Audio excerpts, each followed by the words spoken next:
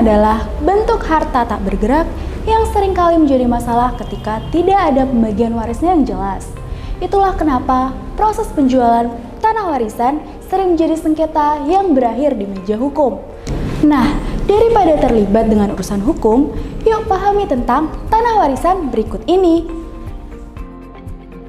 Agar proses jual beli tanah warisan aman tanpa melanggar hukum, ada beberapa proses dan dokumen yang harus disiapkan.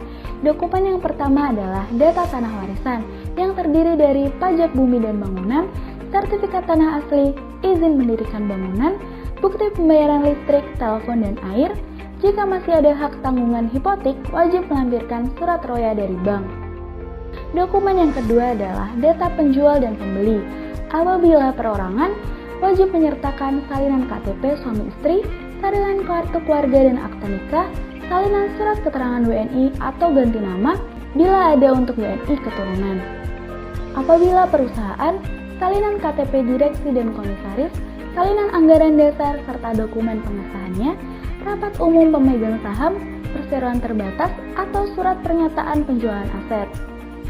Data yang ketiga adalah surat keterangan waris. Untuk WNI asli, surat keterangan waris harus disahkan lurah dan camat setempat.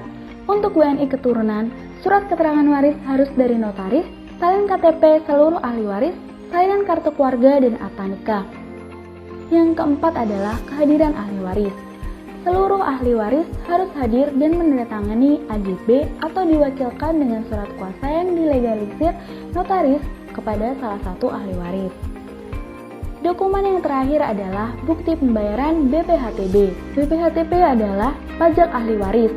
Biasanya besarannya yaitu 50% dari BPHTB jual beli setelah dikurangi nilai tidak kena pajak. Sekarang kalian jadi paham kan kenapa menjual tanah warisan kadang bisa sampai ke proses hukum?